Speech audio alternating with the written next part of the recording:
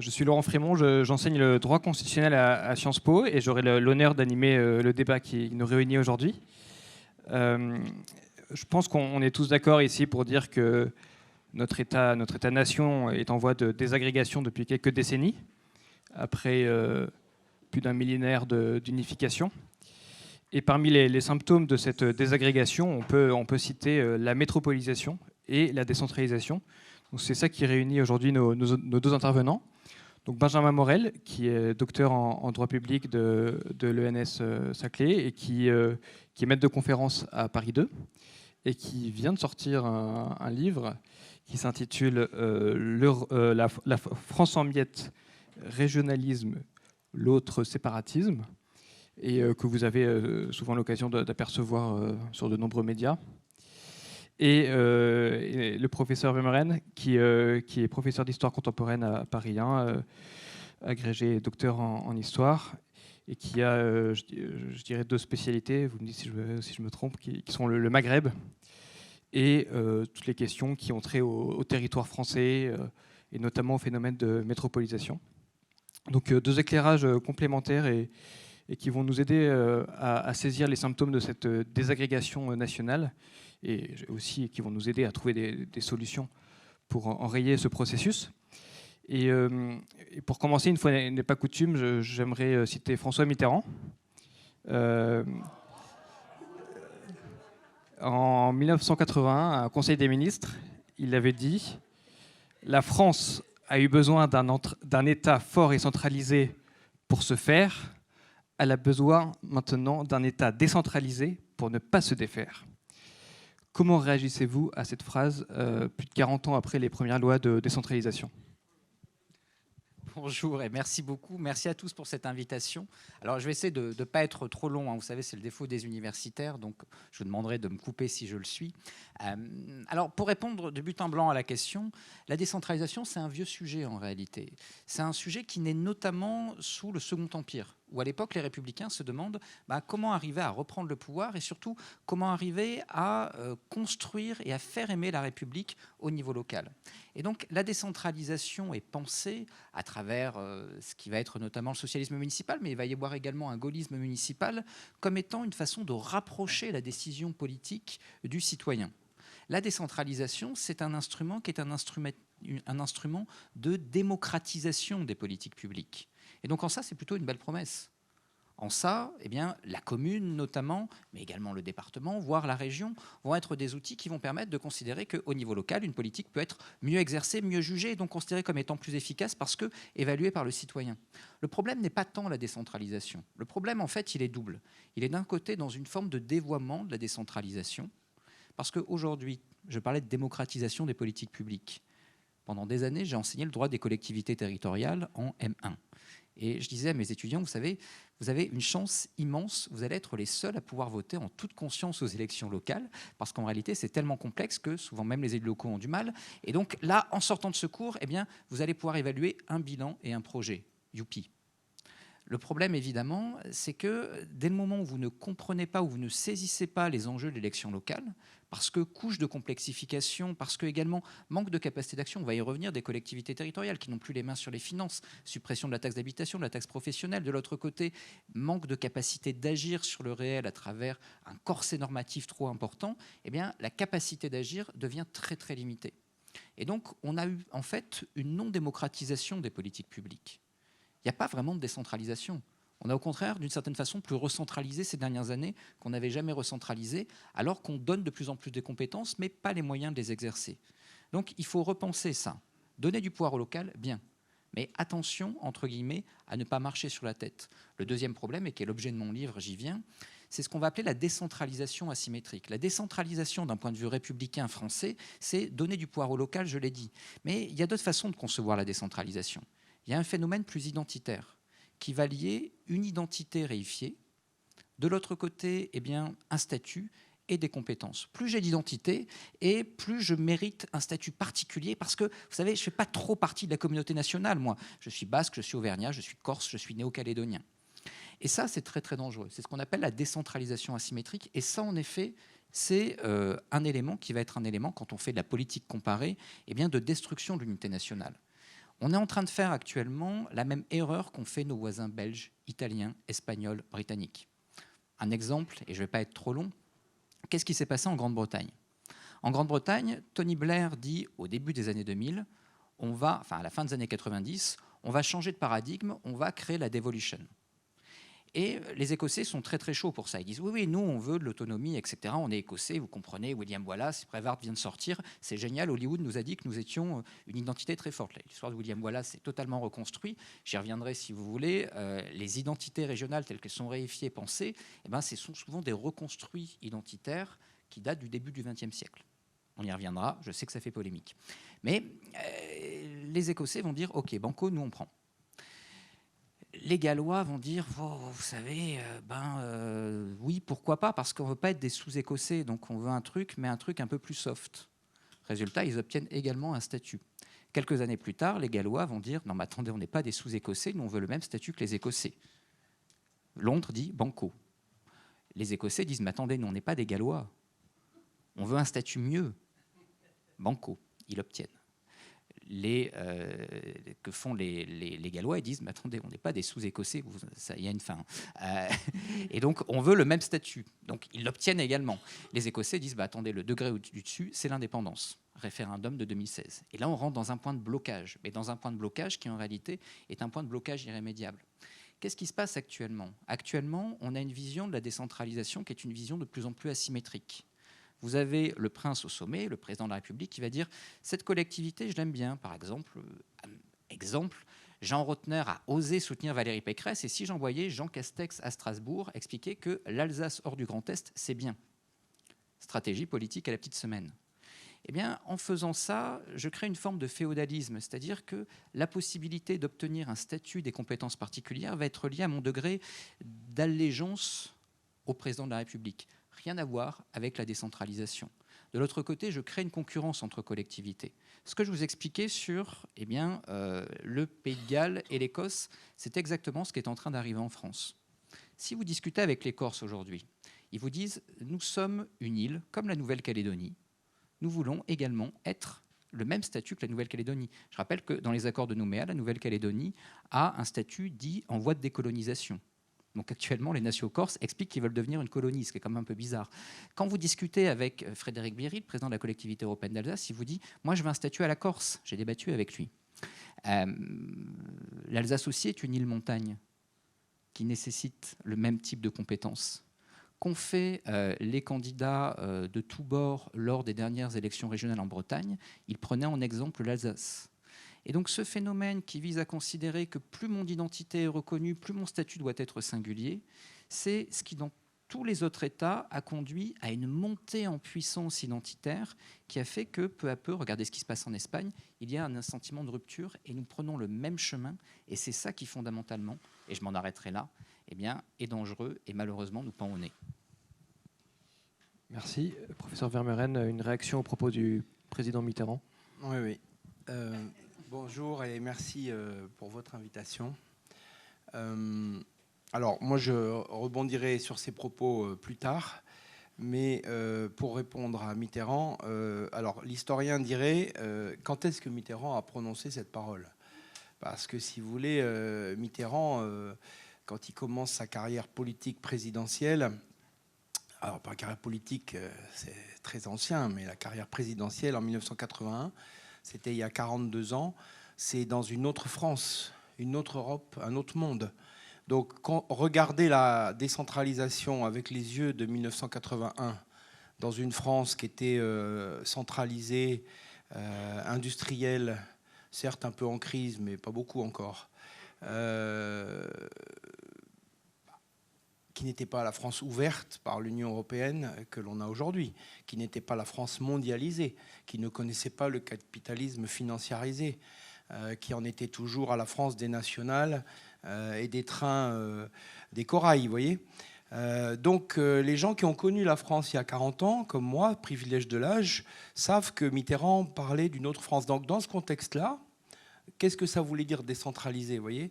Si on regarde avec les lunettes d'aujourd'hui, parce qu'au fond, ce qui s'est passé, c'est que la décentralisation, effectivement, dont les lois ont été prises 1982-83 et qui s'est déployé par la suite, ces lois ont été décidées vraiment dans un autre pays. C'était un autre pays, la France, il y a 40 ans. Je vais essayer de m'expliquer rapidement, mais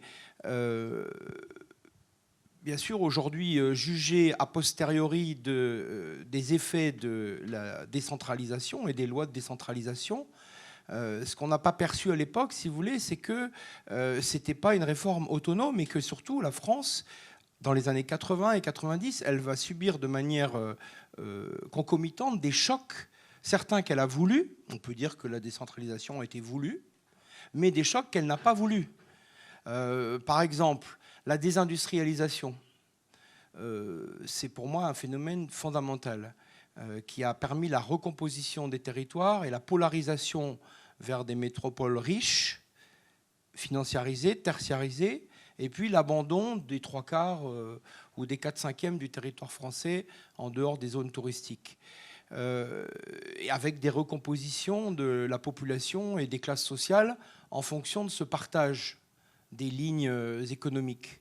Donc, en 1981, on était encore dans une France très centralisée. L'Île-de-France avait un rôle très puissant. Les métropoles régionales actuelles dormaient. Si je prends l'exemple de Bordeaux où j'habite, c'était une ville qu'on appelait d'ailleurs la Belle Endormie, et dont les activités tombaient les unes après les autres. L'exportation viticole de masse, le port, les activités maritimes et nautiques, etc. Bon. Donc, on était... et puis, tout d'un coup, il s'est passé beaucoup de choses. Il s'est passé donc... Alors, la désindustrialisation n'est pas venue dans un pays où il ne se passait rien d'autre, parce que 4 phénomènes au moins à la fois. Désindustrialisation, construction européenne et ouverture au libéralisme des marchés, libéralisme financier, ouverture des frontières, des investissements, etc. Mondialisation avec la montée en puissance de la Chine et des importations chinoises qui sont le complément de la désindustrialisation, bien sûr. Et puis aussi ouverture à la mondialisation migratoire, qui s'est opérée notamment en provenance de ce qu'on appelait à l'époque encore le tiers-monde, qui s'est opérée durant ces 40 années, et puis américanisation, mondialisation aussi culturelle. Cela a entraîné un changement de tout, si vous voulez, des classes sociales, des mentalités, des religions. Il faut bien voir que c'est pas seulement un choc économique, c'est pas seulement un choc sociologique, c'est un choc culturel, c'est même plusieurs chocs culturels qui s'entrechoquent en réalité. Et donc la décentralisation, si on la met à part, au début, c'est une bonne idée, a priori, parce que c'est vrai que la France, c'est toujours été un pays cadenassé, assez autoritaire. L'État napoléonien a perduré à travers la République. Et c'est vrai qu'on souffre d'un excès de centralisation dans à peu près tous les domaines pendant très longtemps. Mais l'idée de relâcher la pression parisienne et centrale et de donner une autonomie aux collectivités locales, c'était pas mal. Mais puisqu'à ce moment-là, on a fait éclater toutes les frontières, qu'on a libéralisé tous les territoires, qu'on a finalement que les entrepreneurs, les patronats locaux, les chambres de commerce et d'industrie ont perdu leur pouvoir. Donc on ne leur a pas donné, Paris ne leur a pas donné le pouvoir puisque c'est l'Europe ou la mondialisation qui leur a enlevé dans le même temps. Donc voilà, donc Mitterrand, est-ce qu'il disait cela en 1980, auquel cas ça aurait été assez pertinent, ou bien est-ce qu'il disait ça à la fin de ces 2 septennats en 1995, auquel cas il aurait déjà assisté aux premiers effets de la mondialisation, que je pense d'ailleurs qu'il n'a pas vraiment voulu.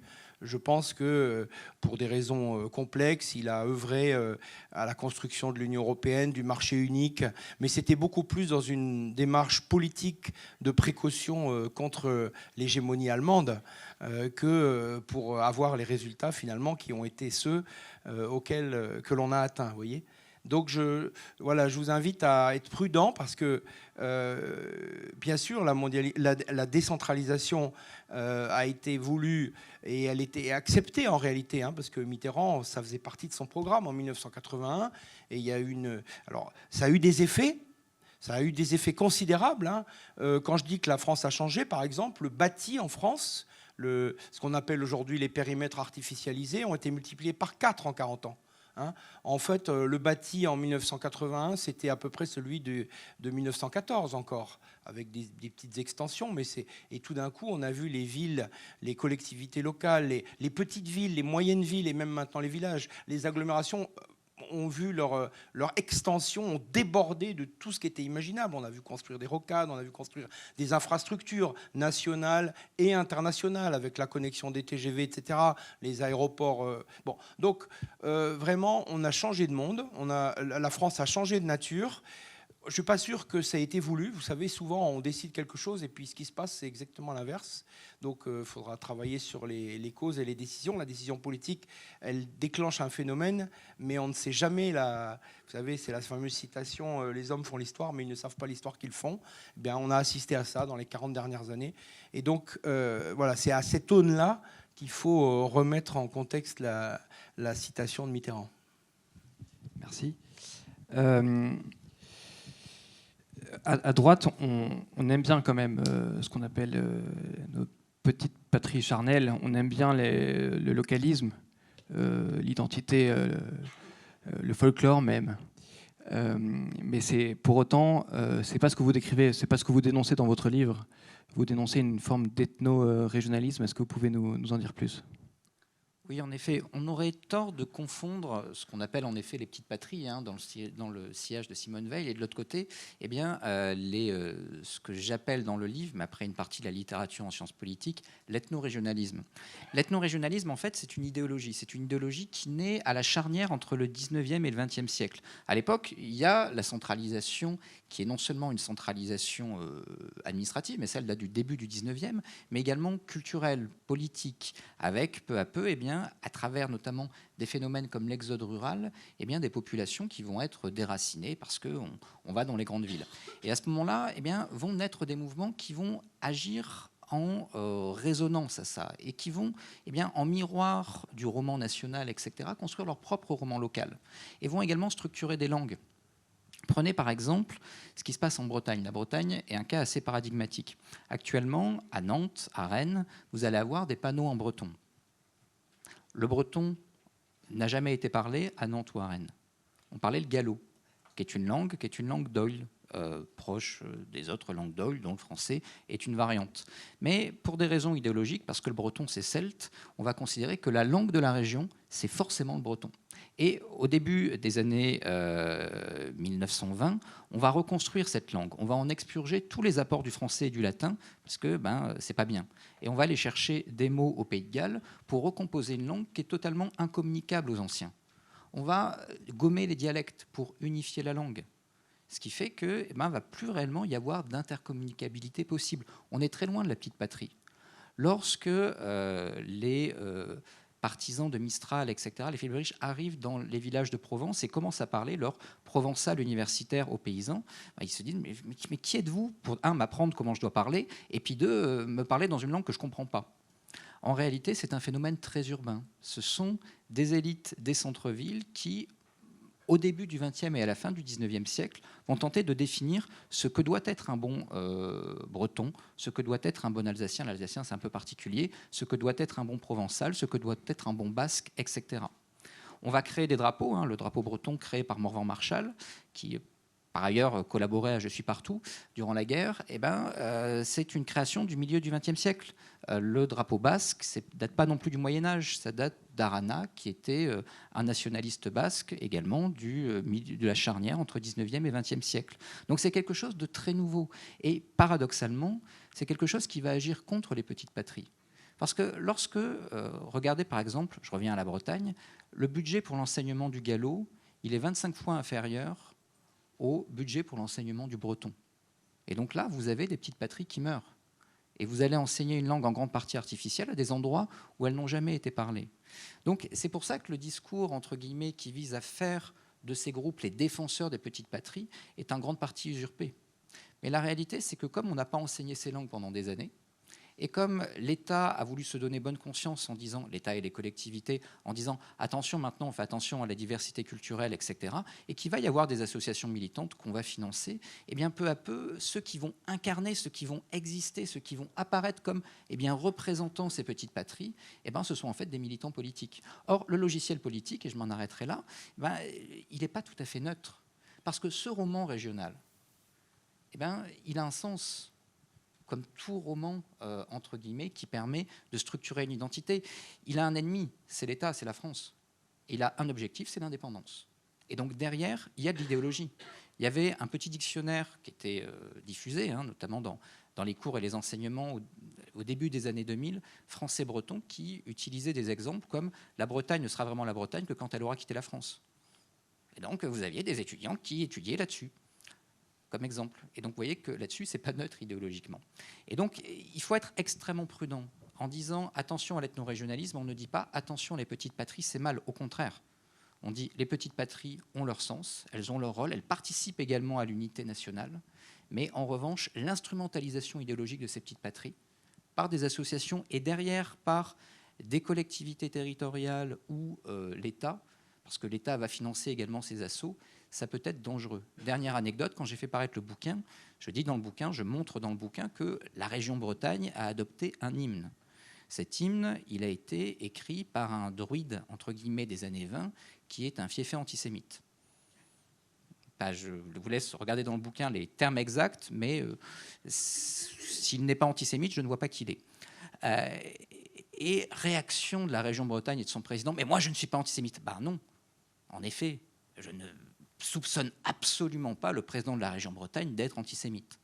N'empêche que le fait qu'il reprenne un kit identitaire avec un hymne clé en main en disant « c'est bien, ça fait local, ça fait breton, je reprends, je ferme les yeux, je ne m'interroge pas », c'est ça le problème. On a en fait, par opportunisme politique, la reprise de logiciels idéologiques qui sont souvent très anti-français, très anti-État, et qui parfois, dans leur contenu, sont fondamentalement racistes.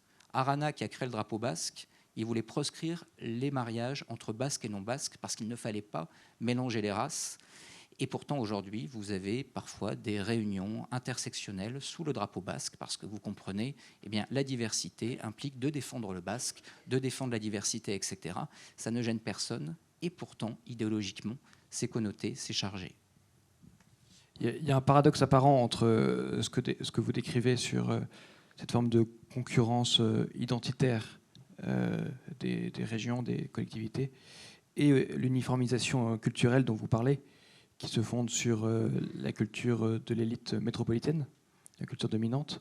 Est-ce que vous pouvez nous expliquer comment ces deux phénomènes se conjuguent ou s'opposent ? Moi, quand je tourne mon jardin en Bretagne, j'ai un terrain de jeu à côté de chez moi, et je crois que tous les gamins qui jouent au basket sortent de la Seine-Saint-Denis, mais pas du tout, ils sont du village d'à côté, ils écoutent du rap toute la journée. Donc c'est ça la culture régionale aujourd'hui. C'est ça, c'est le rap, et c'est général. Et le rap est beaucoup plus un symptôme de l'acculturation par les médias de masse que, effectivement, ne peut l'être les efforts qui sont des produits à la fois politiques et intellectuels d'une certaine élite. Donc, comme tu dis, dans les centres-villes, dans certains centres-villes des villes de la périphérie, on prend des cours de gallo ou de breton, mais partout ailleurs, on écoute du rap. Parce qu'il n'y a pas d'altérité. Et donc, ce que j'avais envie de te répondre et de commenter la manière dont tu as présenté cela, d'abord, oui, ce que tu dis, il y a des éléments tout à fait exacts. Il y a quelques années, je m'amusais, puisque je prends le train à la gare Montparnasse souvent, et j'achète des fois Breton Magazine. Et Breton Magazine, il y a 5 ans, il y avait un référendum dont personne n'a parlé dans les médias. 43% des Bretons sont pour l'indépendance. Alors là, ça, en France, c'est la nouvelle interdite. Donc ça s'est sorti dans Breton Magazine, il n'y a pas un média qui l'a repris. C'est très drôle. Bon, mais en même temps, c'est assez fantasmatique parce que c'est un symptôme aussi, ce revival culturel et identitaire des régions périphériques. C'est-à-dire, il faut voir que c'est uniquement les régions qui sont loin de Paris. Parce que tout le reste de la France, moi dont je viens, la Lorraine. On peut dire que c'est des régions qui ont été culturellement décapitées au XXe siècle. Il ne reste pas de langue régionale. Encore une fois, tout le monde écoute du rap, tous les moins de 10 ans. Je crois qu'il n'y a pas un petit gamin de la campagne qui aujourd'hui sait cueillir une pomme, sauf s'il est chez les scouts, mais alors là, on change de classe sociale. Donc il faut quand même se rendre compte de la déculturation extrêmement massive qui existe dans les 3/4 de la France, cette France périphérique. Si on accepte la Bretagne, le Pays Basque, peut-être la Vendée, l'Alsace, et encore, le pays niçois, c'est-à-dire vraiment la Corse a fortiori, vraiment les marges, je dirais l'essentiel de la France, y compris la Normandie, qui était pourtant vantée au XIXe siècle comme une des petites patries les plus emblématiques. Qu'est-ce qui reste aujourd'hui de l'identité normande ? Il y a peut-être des Normands dans la salle, je ne veux pas les blesser. Et en plus, ce serait peut-être pas la peine, puisque je n'y connais rien à la Normandie. Mais je ne sache pas qu'il y ait un irrédentisme normand particulièrement virulent aujourd'hui. Parce que toutes ces régions, en fait, elles ont été absorbées dans le grand tout, d'abord du centralisme parisien. Il faut quand même se rendre compte que la Révolution a été une révolution parisienne, que Paris a imposé sa culture politique durant tout le XIXe siècle, que les Français ont suivi parce que ça marchait, parce que Paris a réussi à faire de la France une grande puissance économique, industrielle, politique, culturelle, même la capitale mondiale de la culture jusqu'aux années 60. C'est quand même quelque chose d'exceptionnel. Bon, c'était pas nouveau, c'était déjà le cas sous l'Ancien Régime, mais enfin, ça a été maintenu brillamment. Et les Français ont émigré par millions à Paris. Les Bretons, ils sont allés, ils étaient à Paris au XIXe siècle. Enfin, toutes les forces vives étaient à Paris. Puis après, petit à petit, ils sont revenus au cours du XXe siècle, notamment depuis la décentralisation, quand la Bretagne a commencé à s'enrichir. Donc, je dirais, il faut d'abord avoir pour perspective que les 3/4 de la France, autour de Paris, dans un cercle extrêmement irrégulier, mais qui incorpore le Massif central, qui incorpore une partie des plaines du sud-ouest, etc. C'est des régions qui ont perdu très puissamment leur identité, leur ancrage culturel. Il n'y a pas l'idée de langue régionale est extrêmement artificielle dans beaucoup de régions, voire inexistante. Qu'est-ce qui reste du Picard aujourd'hui en Picardie, mis à part dans certaines petites vallées du Nord-Pas-de-Calais. Bon.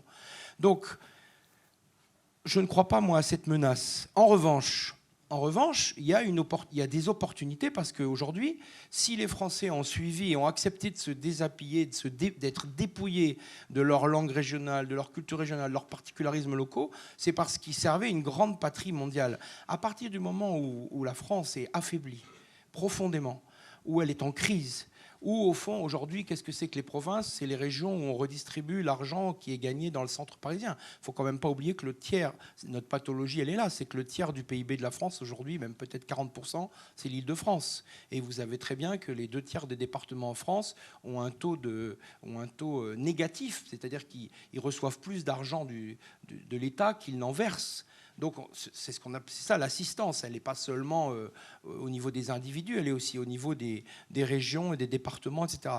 Donc c'est parce que la France est en crise qu'il y a un très haut niveau de chômage permanent, que le modèle culturel français lui-même est rejeté par les élites françaises aujourd'hui.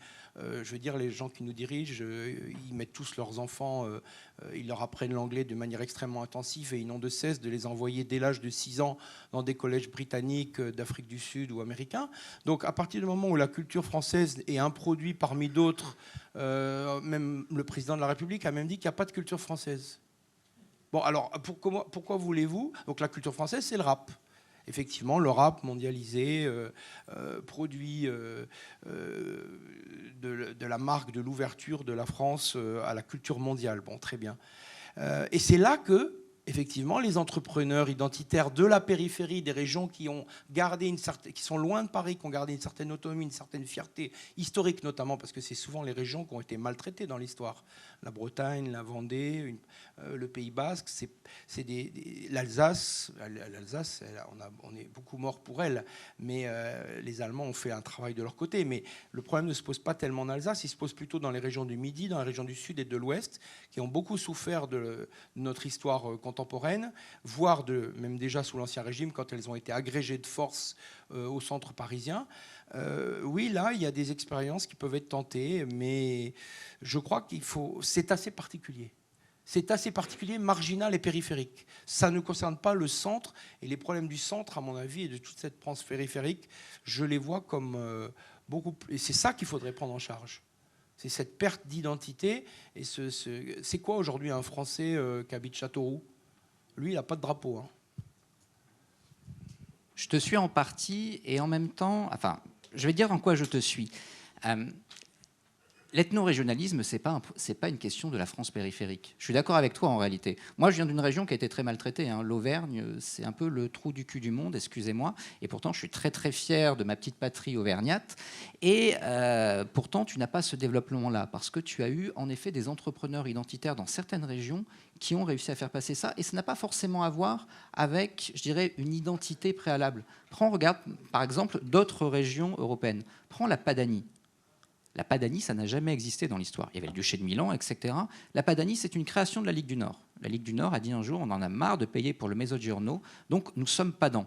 Mais il n'y a pas de langue padane, c'est pas grave. Regardez, là, le dialecte padan, eh ben, il existe, et même si c'est à peu près le même à côté, non, ça c'est padan, et ça ne l'est pas. On recrée une histoire, etc. La mise en récit, qui n'a pas grand-chose à voir avec l'histoire, mais tout à voir avec la reconstruction d'un récit historique, c'est une démarche identitaire. Et ça ne touche pas les classes pop. En fait, c'était au début du XXe siècle, et c'est encore un discours d'urbain. Et là où je te rejoins tout à fait, c'est que ça a à voir tout à fait avec la crise nationale. Si jamais je suis un jeune de centre-ville et que j'ai une approche un peu nihiliste, à quoi je pourrais bien me rattacher? Si je fais partie d'une minorité parce que mon père vient d'un pays étranger ou parce que je fais partie d'une minorité religieuse, je trouve ça. Mais si jamais je suis, entre guillemets, du coin, je trouve quoi? Comme on m'a dit que la France, c'était pas beau.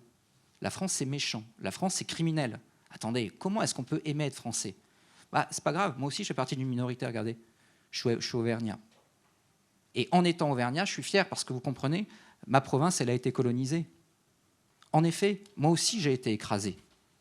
Et donc ce faisant, je retrouve une fierté et je retrouve un combat, je m'inscris dans une histoire, je m'inscris dans un récit. Ce n'est pas du tout un problème prémoderne, c'est un problème postmoderne. C'est une forme de nihilisme contemporain et c'est lié à l'affaiblissement de l'unité nationale. Ensuite, là où je ne te rejoins pas, c'est que c'est dangereux. Prenons, vous savez quelle est la région européenne dans laquelle on vote le plus pour des partis nationalistes et séparatistes? Catalogne, Écosse, perdu, c'est la Corse. Vous allez me dire, oui, mais la Corse, c'est particulier. Non. Les partis nationalistes en Corse, il y a 10 ans, pesaient 25%. Aujourd'hui, ils pèsent 70%. Il s'est passé un truc. Il s'est passé un truc parce qu'on a dit aux Corses, OK, banco, loi NOTRe, on va vous faire une collectivité à statut particulier. Les Corses avaient dit non en 2003. Seulement, on a dit, écoutez, tant pis, vous avez dit non, mais vous aurez quand même un oui. Et ce oui, ça montre que les nations, ils ont raison. La preuve, ils sont dans le sens de l'histoire. Même quand ils ne gagnent pas, on leur donne banco. Toutes les revendications des nations avaient été reprises par la majorité précédente, PRG-PC, de Paul Jacobi. Statut du résident, contraire, entre guillemets, au droit de l'Union européenne, etc. Mais qu'importe, on s'en fiche. Prisonnier politique. Je suis désolé, quand vous tirez dans le dos d'un préfet, vous n'êtes pas un prisonnier politique, vous êtes un prisonnier de droit commun. Dans aucun pays du monde, on considère que, on a le droit de tirer dans le dos d'un préfet parce que c'est un acte politique. Co-officialité de la langue, tout ça a été repris par la majorité précédente. Quand les nations arrivent, on leur a déjà dit qu'ils avaient raison sur tout. Tu parlais de la Bretagne, 43% en effet. Il y a 20 ans, c'était 20%. Et donc, il y a une croissance.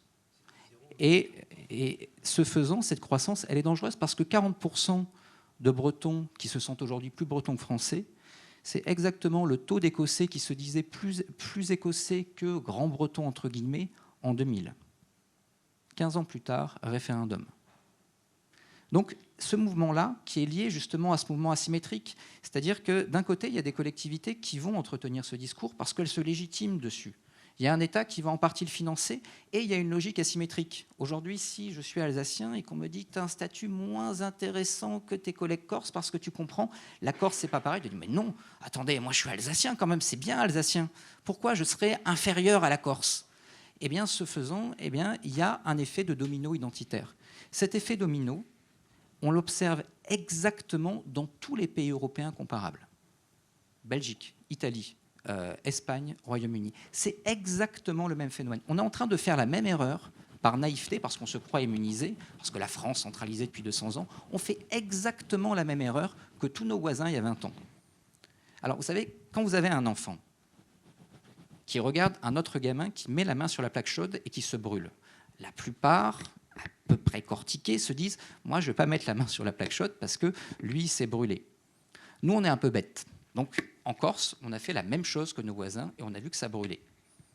Mais comme on est très, très bêtes, on se dit « ah, mais bon, c'était la main droite, ma main gauche, c'est une main de super-héros. Donc, si je fais la même chose sur l'Alsace ou sur la Bretagne, là, ça ne brûlera pas ». Il y a un moment, quand les mêmes causes produisent les mêmes effets à peu près partout, malgré notre singularité absolue, quand on a des chiffres qui montrent que dans nos propres régions, ça fait exactement la même chose, ça suit exactement les mêmes courbes, eh bien, il faut s'interroger. Les modèles qui ont tué l'unité nationale de nos voisins, regardez l'Espagne actuellement, dont le gouvernement ne dépend que du soutien de partis régionalistes indépendantistes. Vous avez un gouvernement de gauche qui tient grâce à un parti de droite indépendantiste et qui donc lui cède tout. Eh bien, quand vous avez des voisins qui sont dans cette situation-là, vous vous dites qu'en règle générale, le modèle qu'ils ont choisi n'est peut-être pas le bon et vous vous en gardez bien. Et nous, au contraire, eh bien, on le suit avec une forme d'aveuglement, voire même avec une forme d'insouciance. Juste une phrase et je vous laisse la parole. Oui, je suis d'accord, mais il y a deux choses à dire. Premièrement, à la fois c'est subi et c'est voulu, cette situation. Elle est voulue par l'Europe. Elle est voulue. La politique de l'Europe des régions et des euro-régions, c'est une politique voulue. Et depuis déjà il y a 20 ans, j'étais prof en prépa HEC, j'enseignais ça à mes étudiants. C'était présenté comme l'euro-région de Longwy et de la Sarre, etc. Ça n'a pas marché parce que les Allemands sont pas assez bêtes pour s'allier avec les régions les plus pauvres de France.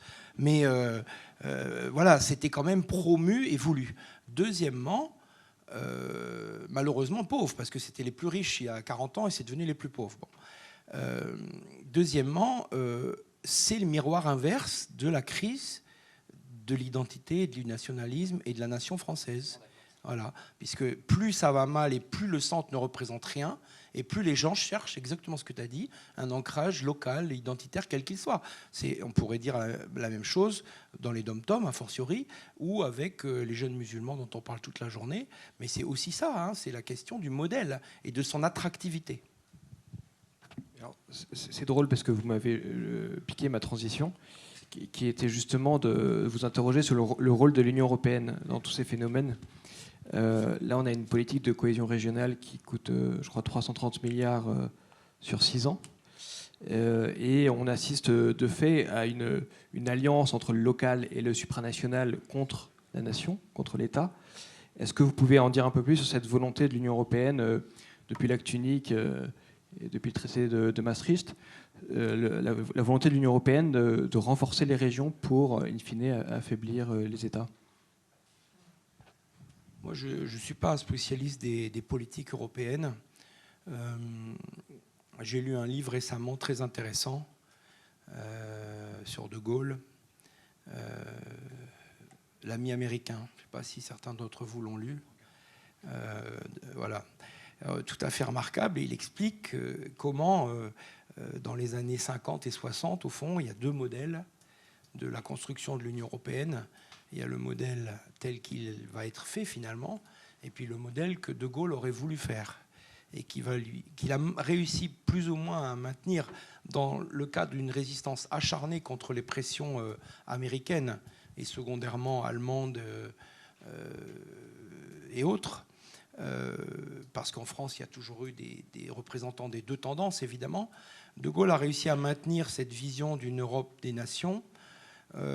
Et puis finalement, les politiques libérales vont s'imposer à partir du règne, si je puis dire, du septennat de Valéry Giscard d'Estaing, par étapes, jusqu'à la construction de ce qu'on appelle l'Union européenne et des grands traités de l'ère Mitterrand. Donc finalement, cette question, elle est au cœur, historiquement, de la construction européenne. Est-ce qu'on veut une Europe des pays, disons, des nations, mais au sens des pays, ou bien une Europe transversale qui va s'occuper sectoriellement On appelle ça comment, le secteur? On dit là, il y a un mot dans le jargon européen. Vous savez, quand chaque... bon, enfin, peu importe. Les politiques communes, disons. Les politiques communes vont être centralisées à Bruxelles par secteur. Et puis voilà, donc on a vu ce que ça donne, si vous voulez, pour l'agriculture. L'agriculture, c'était une bonne idée, parce qu'en plus, c'est la France qui a inventé la PAC. C'est la France qui l'a voulu. Elle s'est battue même contre les Allemands et contre les Anglais encore plus tard, qui n'étaient pas intéressés par la PAC. Et puis finalement, ça se retourne contre qui à la fin? À la fin, ça se retourne contre l'agriculture française, qui finalement, la PAC a financé la construction d'une super agriculture industrielle en Allemagne et aux Pays-Bas. Donc voilà, c'est ce que je disais tout à l'heure, on fait des politiques et puis on aboutit au résultat inverse de celui qui était désiré. Mais voilà, donc pour ce qui est des politiques européennes, c'est clair que vu de Bruxelles, les États-nations sont un ennemi qui aujourd'hui est très affaibli, puisque même si les politiques sont nationales, je pense par exemple à la politique migratoire ou à la politique d'éducation et notamment d'enseignement supérieur, en réalité les normes et les directives imposées par le centre ont réussi à broyer les politiques. On le voit bien à l'université tous les jours. Qu'est-ce qui reste de l'université des années 80, qui était tenue d'une main de fer par le ministère de l'Enseignement supérieur et par le CNRS, qui distribuait les crédits de la recherche en fonction des intérêts des politiques publiques françaises? Il reste rien.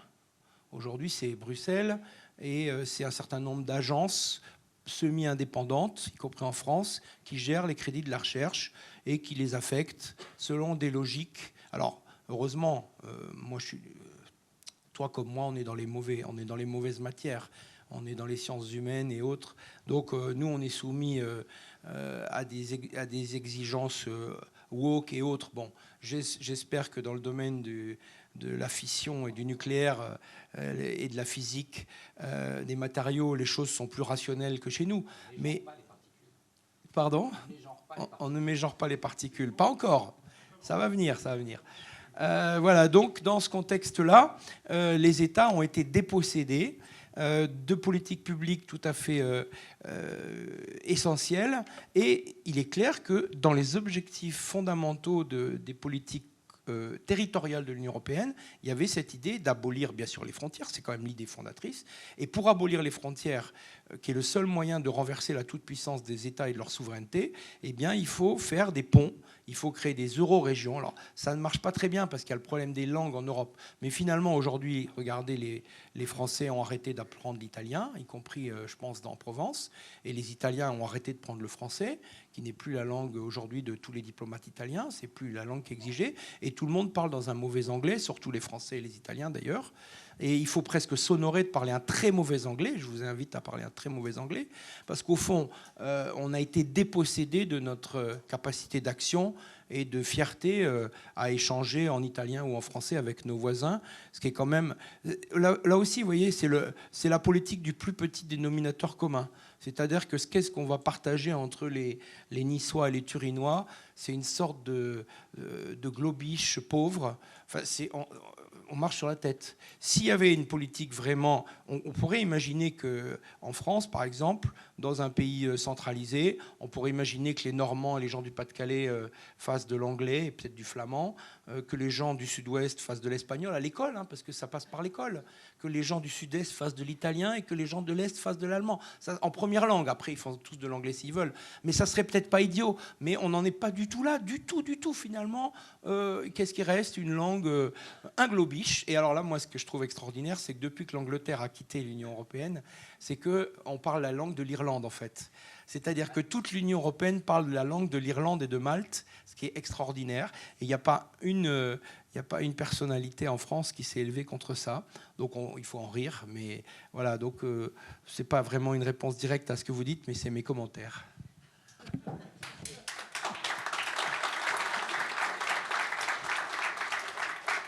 Oui, non, je suis assez d'accord. Enfin, sur ce sujet, on est absolument d'accord. Je mettrai peut-être quelques points focaux et quelques nuances sur certains aspects. D'abord, il y a deux Europes, hein. Il y a celle de Strasbourg et il y a celle de Bruxelles. Il y a celle de la Convention européenne des droits de l'homme et de la CEDH et il y a celle de l'Union européenne. Il ne faut pas confondre les deux parce qu'en fait, les logiques en matière territoriale sont peuvent être complémentaires, peuvent se recouper, mais sont également très différentes. La Convention européenne des droits de l'homme, et notamment certains protocoles, je pense à la Charte européenne des langues régionales, qui crée la langue, certes, mais en fait considère que, eh bien, il y a des parties de chaque État, des communautés qui ont des droits propres.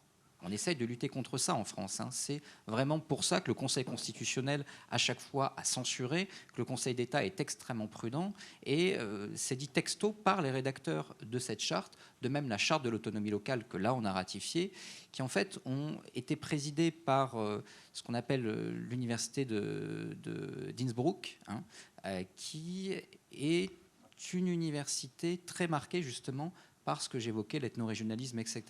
Donc la Convention européenne des droits de l'homme et la politique de la CEDH, très marquée notamment par les juges de l'Europe de l'Est sur le sujet, qui ont des histoires très singulières, pose un vrai problème, pose une vraie question.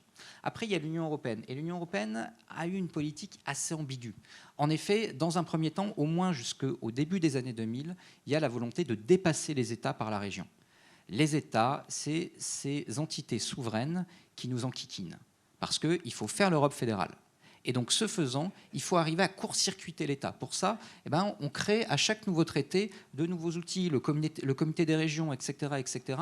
On essaye de faire monter des entités subétatiques qui vont permettre à terme de se passer des États. Ça connaît une limite à partir des années 2010. Là, il se passe 3 trucs en réalité. Premier truc, je l'évoquais, le référendum écossais. Et là, il y a Madrid à l'époque qui rue dans les brancards. Mais où est-ce que vous allez ? Vous êtes en train de dépecer nos États, donc veto madrilène. Et ça, forcément, ça bouge à Bruxelles. Il y a un autre truc dont on doit également considérer la portée, c'est le refus par la Wallonie du CETA. Tout d'un coup, une région européenne met fin à une négociation qui était une négociation avec une autre partie du monde, négociée par l'Union européenne. Seulement, on a tellement détruit l'État belge que tout d'un coup, une région fédérée peut mettre son veto. Comment est-ce que demain, on va réformer l'Union européenne, faire passer des traités, la fédéraliser, si chaque région a un droit de veto ? Panique à Bruxelles. Troisième élément, à force de faire monter les régions, les régionalismes, vous avez tout d'un coup des partis régionalistes qui montent, mais également des partis qui arrivent en contre-feu de ces partis régionalistes. Vox en Espagne, le UKIP en Grande-Bretagne. Le UKIP surfe sur le référendum écossais, Vox sur le référendum catalan. Et donc, l'Union européenne est en train de créer elle-même l'euroscepticisme à travers ce type de politique. Donc aujourd'hui, l'Union européenne est sur une position plus ambiguë. Elle a été extrêmement velléitaire jusqu'au début des années 2000. Aujourd'hui, c'est moins évident. En revanche, parce qu'il faut être de bons Européens, ça ne nous empêche pas de faire des conneries.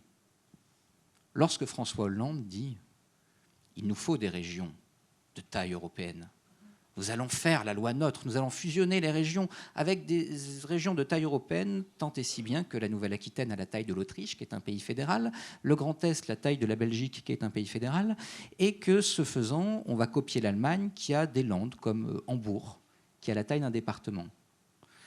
Ce n'est pas l'Union européenne qui nous force à faire ça. C'est vraiment une sottise franco-française par volonté à la fois de bouger, de faire quelque chose pour faire quelque chose, parce qu'on avait défait en partie ce qu'avait fait Nicolas Sarkozy quelques années auparavant pour ensuite y revenir, notamment la clause de compétence générale. Donc là, il y a une forme de bougisme absurde, et par la volonté très naïve de se caler sur des pseudo-standards européens. Donc Bruxelles a très très clairement une culpabilité. Il ne faut jamais négliger la stupidité parfois de certaines élites françaises. Oui, ça c'est de la politique effectivement de mauvais énarques. Parce qu'au fond, il ne faut pas oublier d'où ça vient, cette idée des grandes régions. D'abord, c'est un vieux fantasme, effectivement, de la technocratie française, de faire comme l'Allemagne. Bon, ça fait un siècle et demi qu'on essaye de faire comme les Allemands. On n'y arrive pas très bien.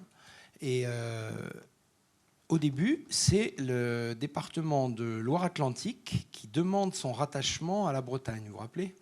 Et donc François Hollande, pendant la campagne électorale à l'époque, avait dit oui, on va refaire la carte des régions.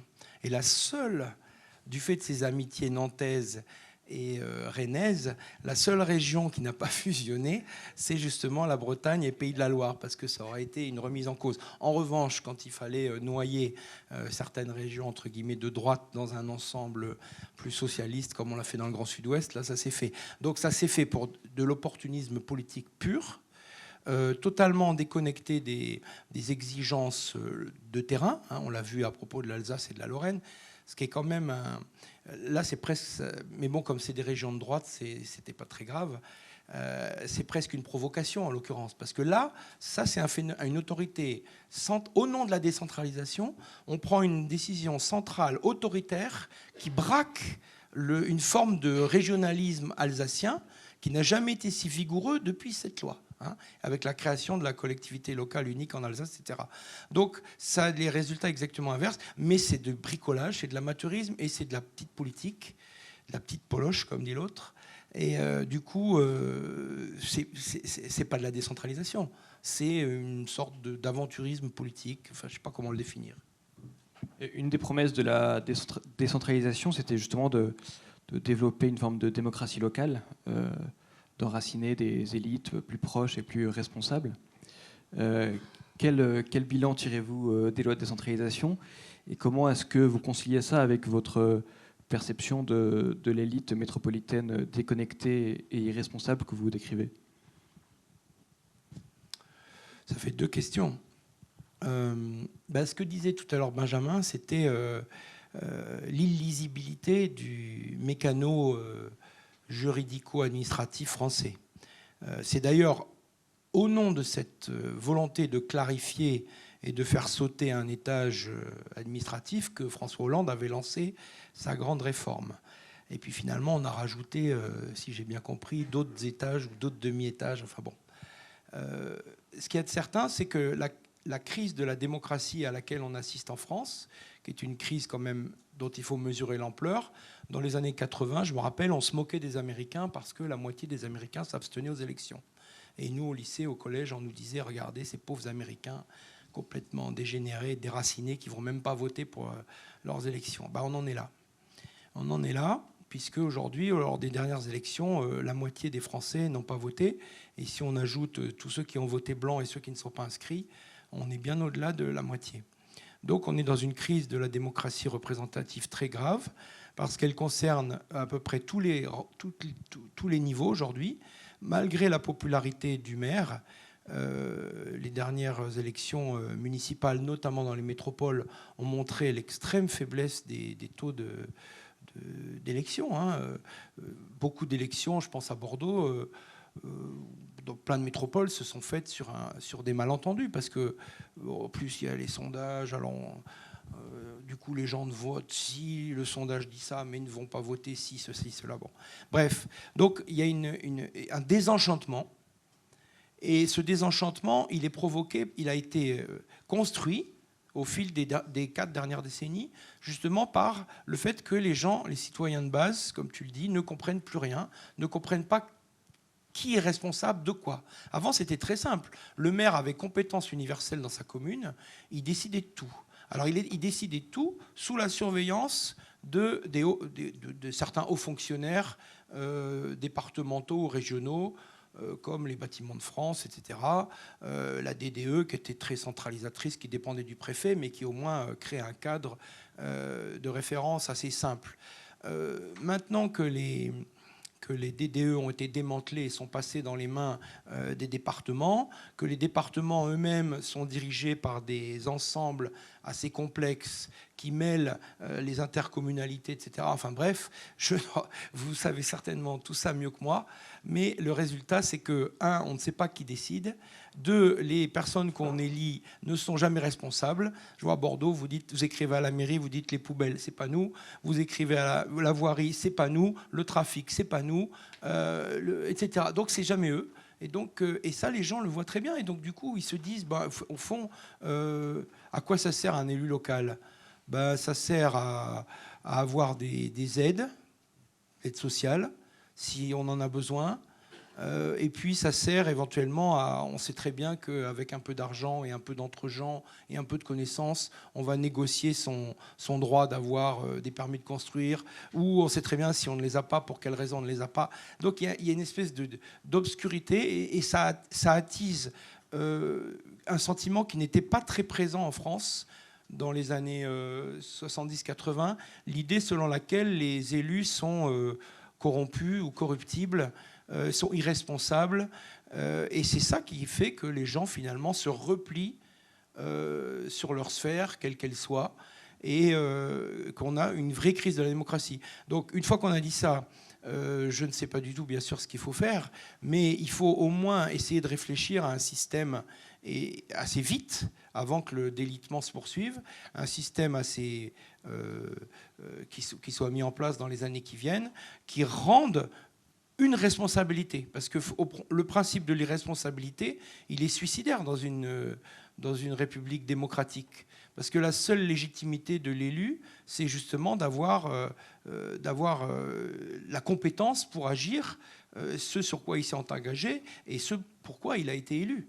Si on élit des gens dont on ne sait pas quel est le pouvoir, qu'il est court-circuité par des assemblées non élues, par des règlements complexes et par éventuellement des interventions des acteurs économiques licites ou illicites, c'est la porte ouverte à une vraie crise démocratique de grande ampleur. Voilà, donc je pense qu'il y a beaucoup plus de choses à dire que moi. Je ne ferai que compléter ce que tu as dit. Moi, j'aime pas le terme décentralisation. Pourquoi ? Parce qu'en fait, ça qualifie un processus. On décentralise, mais on décentralise jusqu'où ? Pourquoi ? Il n'y a pas de but dans la notion de décentralisation.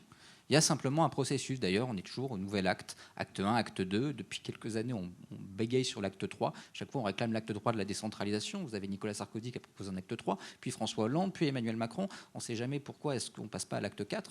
J'ai un peu de mal, je pense que c'est un problème plus de communication politique que vraiment de droit, parce qu'en réalité, le processus est sans fin. Mais pourquoi faire ? L'objectif, encore une fois, je le disais tout à l'heure, c'est la démocratisation des politiques publiques. Je préfère à la notion de décentralisation la notion de pouvoir local, la capacité d'agir réellement sur le terrain. Et ça, force est de constater qu'on a plutôt régressé.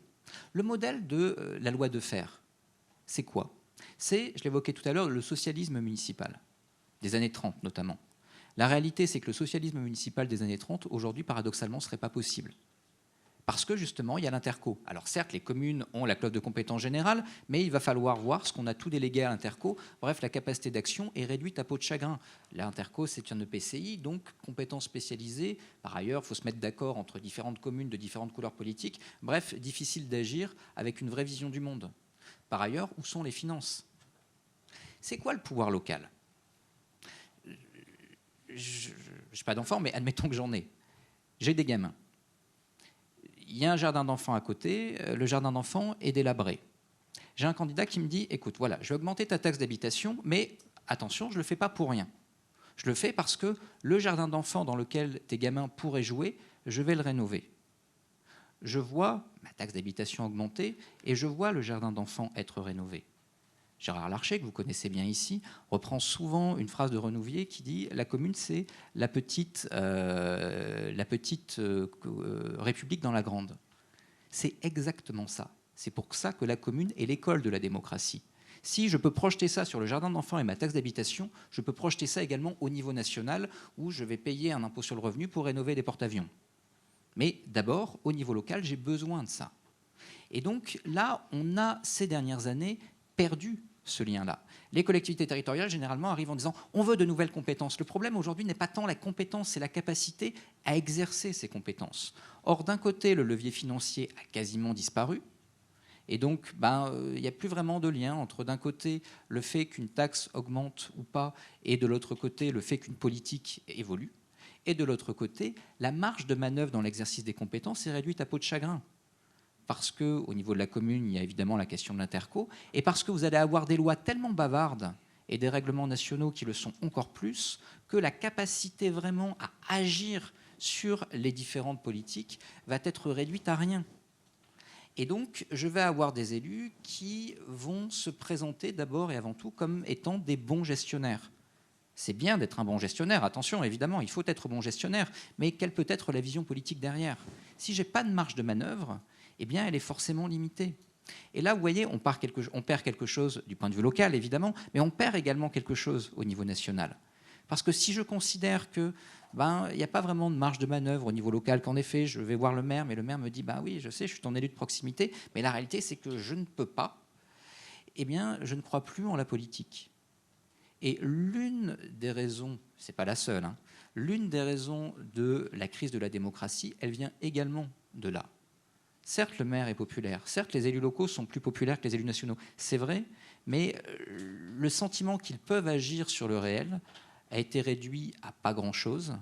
Et ça, en effet, ça montre que vous pouvez prôner la décentralisation ad vitam aeternam, mais le problème n'est pas en soi de nouvelles compétences, un nouvel acte, etc. C'est l'exercice effectif des compétences. Et ça, là-dessus, on n'a vraiment pas progressé. Et je dirais même que par rapport à ce que ça pouvait être avant même les lois de décentralisation, on a sévèrement régressé. Je pense que votre constat est assez clair. Peut-être dans le temps qui nous reste, on va essayer de trouver quelques pistes de réflexion, quelques pistes de réforme, et vous allez pouvoir réagir. Peut-être je vous lance sur une première question sur comment enrayer le processus de métropolisation. Est-ce que c'est encore possible ? Oui, alors on n'a pas beaucoup parlé de la métropolisation parce que sur tout le paysage qu'on a dessiné, effectivement, se sont constituées une douzaine de très grandes métropoles en France qui ont polarisé les cadres, les immigrés, les touristes, les étudiants, les activités financières et tertiaires, et finalement la machine économique. Il ne faut jamais oublier que dans un territoire, s'il y a une crise en France multiforme et complexe, c'est en grande partie parce que cette douzaine de grandes métropoles représentent à peu près les 2/3 de l'activité économique sur des portions infimes du territoire français. L'Île-de-France, c'est 3% du territoire français. Donc la douzaine de grandes métropoles où sont produites les 2/3 des richesses françaises, c'est 10% du territoire. Et encore, on est peut-être 5% même. Peu importe. Donc il y a une hyper-concentration des activités les plus rentables, si je puis dire, des richesses, des groupes humains les plus actifs dans la société. Et puis, il y a tout le reste. Alors, c'est pas très beau, la France périphérique. C'est la France où vivent la majorité de la population. C'est la France de la désindustrialisation, c'est parfois la France du tourisme, mais c'est une France qui a été en quelque sorte dévitalisée. Et alors là, l'État parce que parallèlement à la décentralisation promue par l'État s'est déshabillé de ses outils. On ne peut pas en France dire non, en fait. On n'aime pas l'État et son autoritarisme, le centralisme, le jacobinisme, tout ça, c'est des héritages archaïques liés à de l'Ancien Régime, issus de la Révolution, liés de la République autoritaire, du bonapartisme, etc. Le problème, c'est qu'on a été formés là-dedans. C'est-à-dire que tous, on a une culture de l'État fort. Il n'y a qu'à voir, aujourd'hui, il se passe quelque chose n'importe où, les gens écrivent au président de la République. C'est dire à quel point on est encore dans une mentalité post-monarchiste, et monarchiste tout court d'ailleurs, même si ça s'est translaté sur la tête du président de la République. Donc cette demande d'État, elle est très forte en France. Elle est très ancienne. Et donc, quand l'État se déshabille et dit « je ne suis plus responsable, débrouillez-vous », eh bien, on rentre dans la situation actuelle. C'est-à-dire que les métropoles ont tiré à elles les activités et ont laissé les autres se débrouiller. Et bien sûr, les métropoles, grâce aux mécanos à la fois européens dont on parlait, qui poussaient les grandes régions, justement, et qui poussaient le régionalisme, et aussi grâce aux mécanos industriels de la décentralisation, grâce à des personnalités aussi, comme Alain Juppé ou d'autres, ou de l'autre bord, Jean-Marc Ayrault, ou peu importe, parce qu'à la limite, Aubry, c'est transpartisan ou transpolitique, malheureusement. Chacun a tiré à soi la couverture dans sa grande métropole et a laissé vivoter. Et la loi que François Hollande a prise a fortement aggravé les choses. Parce que vous prenez la Grande Aquitaine, Poitiers essayait de résister à Bordeaux. Bon, Poitiers face à Bordeaux, évidemment, est mise en grand danger. Et toutes ces super régions, on a un micro-centralisme, un micro-étatisme local, régional qui s'aggrave. Bon. Donc, au moment où l'État promouvait la décentralisation, il abandonnait ses outils de contrôle. Il abandonnait premièrement l'aménagement du territoire et il abandonnait le plan. Alors le plan, vous savez, comme tout le monde a constaté que la France avait été mal reconstruite, on a créé le plan et on l'a donné à François Bayrou. Bon, moralité, il ne se passe rien. Il ne se passe rien parce que de toute manière, personne n'attend qu'il fasse quelque chose. Symboliquement, c'est peut-être une compensation narcissique ou une compensation honorifique ou une intentionnalité en disant on va quand même refaire le plan. Bon.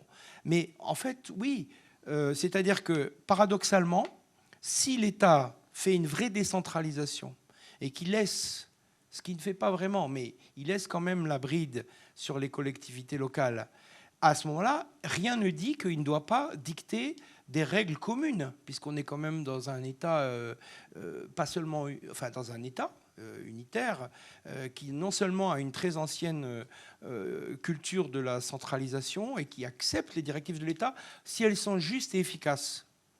Eh bien, il y a la place pour justement une politique d'aménagement du territoire. Alors, comme actuellement on est en train de reconstruire ça va être difficile de reconstruire le réseau de transport puisqu'on vient de le faire. Bon. Mais on est en train de reconstruire et il faut reconstruire le réseau énergétique. On le voit bien, c'est ce dont on parle toute la journée. Avec la création peut-être de nouvelles centrales nucléaires, les fameux parcs éoliens, bon, ça c'est encore autre chose, les parcs de centrales. Mais bon, il faut reconstruire un circuit finalement énergétique. C'est 10% du PIB, l'énergie en France, donc c'est considérable. Et là, on va pouvoir, grâce à ça, si l'État a une politique déterminée dans ce domaine, en s'appuyant sur EDF, que par ailleurs il vient plus ou moins de démanteler, mais bon, apparemment ils sont conscients qu'il faut reconstruire EDF. Bon, grâce à ces outils puissants sur lesquels la France s'était appuyée dans les années 50-60 à l'époque de la Datar pour créer une économie nationale, et pas une somme de petites économies régionales concurrentes les unes des autres qui s'auto-fragilisent en fait, eh bien, oui, il faut que l'État, et c'est pour moi, ce n'est pas un paradoxe, mais ce n'est pas au niveau régional et au niveau local que ça se décide, il faut que l'État se dote, ou regagne, ou reconquiert ses outils. C'est la même chose dans l'aménagement du territoire. Vous savez, je suis un des promoteurs de l'expression la France moche, et j'en suis fier. Mais là aussi, pourquoi l'État abandonne alors, il a toujours ses architectes des bâtiments de France, mais enfin, comme il leur a coupé les ailes à certains égards, et c'est pareil pour la DDE, j'en parlais tout à l'heure, il faut que l'État garde des compétences égales. Et c'est aux collectivités locales de faire avec, mais il faut quand même, dans un pays où chacun tire la couverture à soi et où on est quand même, c'est peut-être universel, hein, mais finalement, je vois dans les grandes, à Bordeaux, tout le monde est très content d'habiter dans une très belle ville où il y a bientôt que des cadres. Et puis des petits salariés à gauche, à droite qui vont apporter à manger à gauche et à droite. Bon. Mais en fait, l'idée, si vous voulez, c'est pas d'envoyer les gens, les pauvres, les petits fonctionnaires à 40 km vivre parce qu'ils travaillent au centre et ils doivent faire 80 km de voiture chaque jour, voire de train, ce qui n'est pas mieux, pas pour l'environnement, mais pour eux, pour leur vie personnelle. Donc les égoïsmes sont souverains, sont partout, et donc l'État et des collectivités locales qui comprennent bien leur intérêt, à mon avis, devraient pouvoir s'entendre. Et donc c'est là que je dis que décentralisation au sens de la démocratisation et de la responsabilisation des pouvoirs locaux et un État qui crée des normes, qui crée des directives et qui contrôle ne sont pas antinomiques. Voilà. Alors, un mot, je suis absolument d'accord avec ce que tu as dit. Je crois que c'est un point tout à fait essentiel. On confond, entre guillemets, l'anti-étatisme et la décentralisation. L'État et les collectivités doivent aller de pair. Et il ne peut pas y avoir plus de décentralisation s'il n'y a pas plus d'État notamment territorial, et d'organisation de la décentralisation, comme tu l'as bien dit. Je vous renvoie à deux rapports qui, a priori, ne sont pas des rapports défavorables à la décentralisation. Un rapport du FMI de 2014 et de l'OCDE de 2016. Bilan de ces deux rapports, la décentralisation crée et creuse les inégalités. On peut dire ce qu'on veut, on peut se rouler en boule et dire non, c'est pas vrai, regardez ma bonne politique locale, c'est vrai. Mais, sauf à mener deux politiques. Une politique de péréquation. Le fait que les collectivités les plus riches puissent, par péréquation, aider les plus pauvres. Et ensuite, une politique d'aménagement du territoire. Parce que ce que tu as dit qui est extrêmement vrai, c'est que la première bêtise qu'on a fait en matière de décentralisation, c'est qu'on a donné les compétences d'aménagement du territoire, notamment aux régions. Dernier truc à décentraliser, il y a justement besoin de quelqu'un à la tête qui organise l'activité sur le territoire qu'ont fait les régions. On a commencé à avoir de vrais rapports là-dessus au milieu des années 2000. Elles ont formé des mini-économies concurrentes et elles se sont neutralisées. Et donc, on a perdu en compétitivité et on a écrasé des activités parce que, justement, on n'a pas su se coordonner. Donc là, il faut remettre les choses à l'endroit et avoir un État fort qui est en capacité d'organiser les activités et des collectivités qui, ensuite, mènent des politiques qui vont être des politiques en lien avec la démocratie. On avait une première question, là. Est-ce que vous pouvez nous parler du cumul ou du non-cumul des mandats dans la perspective de la décentralisation, les causes, enfin les conséquences, est-ce que c'est bien, est-ce que c'est mal, tout ça, quoi. Alors, moi, je suis plutôt sceptique sur la fin du non-cumul des mandats, pour être tout à fait franc. Ça permettait de construire... En fait, on a perdu 3 trucs en peu de temps. Voilà, la fin du cumul des mandats. On a perdu 3 trucs qui permettaient un vrai dialogue entre, d'un côté... les territoires, même si l'un comme l'autre, on n'aime pas trop ce terme qui ne veut rien dire, et de l'autre côté, les pouvoirs, les organes politiques au niveau national. L'administration déconcentrée a été réduite à peau de chagrin. Les grands partis, aujourd'hui, sont des partis qui n'ont pas tous un ancrage local. La REM, la FI, le RN n'ont pas vraiment d'ancrage local, et donc les partis sont aujourd'hui, LR est une exception, avec le PS et le PC, mais n'assure plus tout à fait ce lien de communication comme jadis, et ensuite la fin du cumul des mandats. Or, le cumul des mandats permettait malgré tout une vraie communication entre les deux échelons et permettait également de faire pointe des réalités locales au niveau national, mais également d'expliquer aux élus locaux et à la population qu'il pouvait y avoir des actions au niveau national. Donc là-dessus, à mon avis, on a énormément perdu. Le cumul des mandats, il continue à exister au niveau local à présent. Le problème, c'est que vous formez 2 blocs. Un bloc de parlementaires, un bloc national, qui ne comprend plus les problématiques locales, et un bloc local qui est imperméable aux problématiques nationales. Et les vraies mécompréhensions entre collectivités et État ces dernières années sont en partie seulement, mais en partie malgré tout, liées, je pense, à ça. Je ne réponds pas directement à ça, mais puisque tout à l'heure on a parlé de démocratie locale, de la démocratie et des élus, moi quelque chose que je trouve très choquant et qui se retrouve aussi bien dans les villages que dans les grandes métropoles, c'est que le patron de l'exécutif, décide tout, tous les autres sont des figurants, et l'opposition n'a aucun pouvoir. L'opposant est moins payé que le majoritaire, et en plus on s'en fout de son opposition, de son discours, voilà, il n'a aucun droit pratiquement. Et ça, cet autoritarisme de fait du président de l'exécutif local, quel que soit le niveau, ça participe de la mauvaise image des élus, quelle que soit par ailleurs leur capacité à accumuler ou pas. Bonjour, en fait, je souhaiterais avoir votre avis. Donc, vous avez parlé des métropoles, mais il y a également le fait qu'il y ait certaines métropoles du coup, qui suppriment les départements. Donc, on l'a vu avec Lyon, mais je pense notamment aux Alpes-Maritimes, puisque je viens de Nice. Et il est peut-être éventuellement question que ça se produise aussi là-bas. J'aimerais avoir votre avis sur peut-être les points positifs et les points négatifs. Merci. C'est le rêve des métropoles d'être autonomes. C'est dans quel pays que certains responsables disaient qu'ils aimeraient mieux que Hambourg, Berlin ou Paris soient des pays, qui n'aient plus de compte à rendre finalement. C'est pour ça qu'on parle d'aménagement du territoire, qu'on parle de, comme tu disais, la redistribution, quel est le mot que tu avais employé, la péréquation, etc. C'est parce qu'effectivement, si vous êtes dans une métropole riche qui a beaucoup de pouvoir, beaucoup de capacité d'investissement, beaucoup d'impôts, beaucoup de revenus, qui a des relations internationales, pourquoi vous embêter avec tous les pauvres et toutes les régions de montagne et tous les emmerdeurs qui vont vous dire oui, mais j'ai pas mon bus, j'ai pas mon transport, je loge les pauvres et vous avez les touristes et les hôtels 10 étoiles. Voilà, donc ça c'est une question, c'est la démocratie sociale. Voilà. Effectivement, la tendance des riches et des métropoles riches à faire sécession, c'est les gated communities aux États-Unis, ça c'est universel, ça se retrouve partout. Donc ça, évidemment, dans une république telle que la nôtre, ça me paraît pas une voie d'avenir, ou alors on change de modèle. Je suis absolument d'accord. Je rajouterais un truc tout à l'heure sur la question de la différenciation territoriale. J'ai beaucoup appuyé sur l'ethno-régionalisme parce qu'évidemment, c'est le cœur du bouquin. Mais j'ai également parlé de néo-féodalisme. La métropole de Lyon, c'est quoi? C'est Gérard Collomb qui dit à François Hollande, qui t'a fait roi? Je veux ma métropole. D'accord? Je ne viserai rien sur Nice.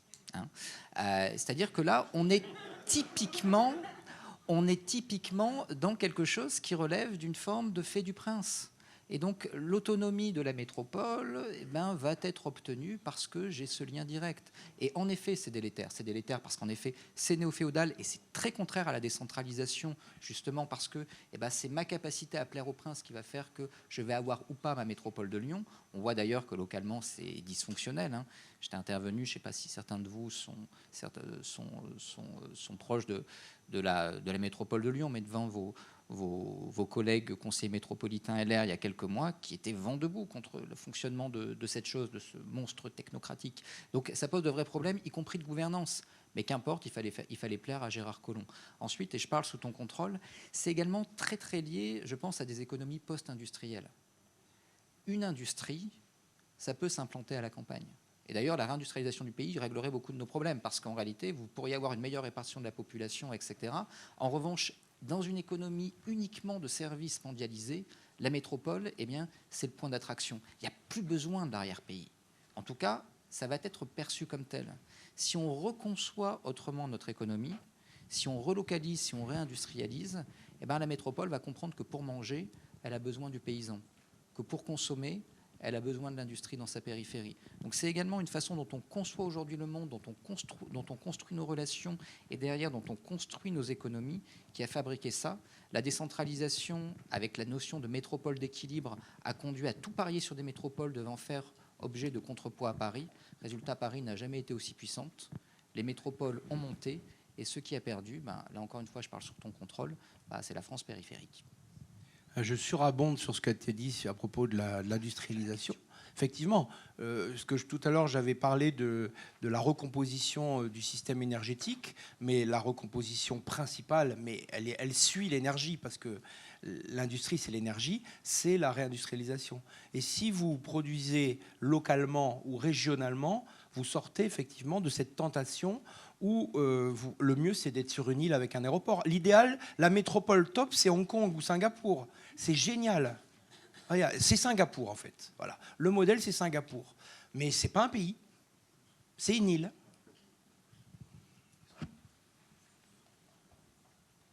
Oui, bonjour Fabienne. Que pensez-vous de la nouvelle liste de M. Jean-Christophe Fromentin qui se veut pour le développement des territoires pour l'Europe, oui, pardon, qui s'appelle Notre Europe. Voilà, et qui va s'appuyer sur des élus, essentiellement, locaux.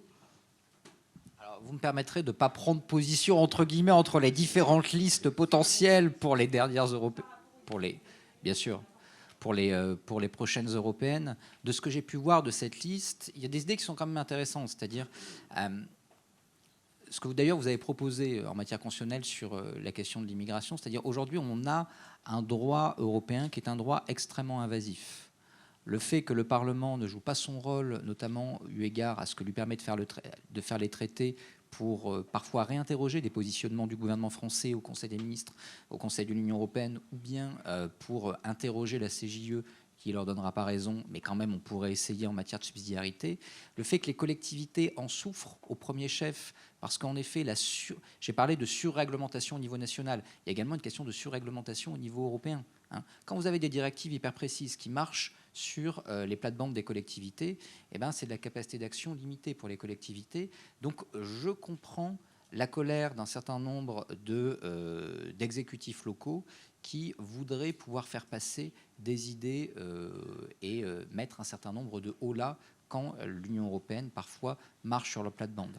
Après, l'idée qu'il y aurait l'Europe et que derrière, il y aurait des collectivités territoriales et que les deux pourraient communiquer et qu'au final, l'État ne serait au mieux qu'un échelon comme les autres, voire un échelon surabondant, là, ce n'est pas ma vision. Je crois que l'État reste un échelon essentiel, profondément important, et que l'unité nationale mérite que si jamais la France est en Europe, elle parle comme France et elle ne parle pas comme addition de collectivités ou addition de communautés. Malheureusement, il est temps de conclure. Est-ce qu'on peut vous demander à chacun des conseils ou des encouragements pour la relève politique qui va reconstruire notre État-nation? Vaste programme. Non, moi je trouve, si vous voulez, un des drames je dis ça en tant que prof et en tant qu'auteur de divers livres.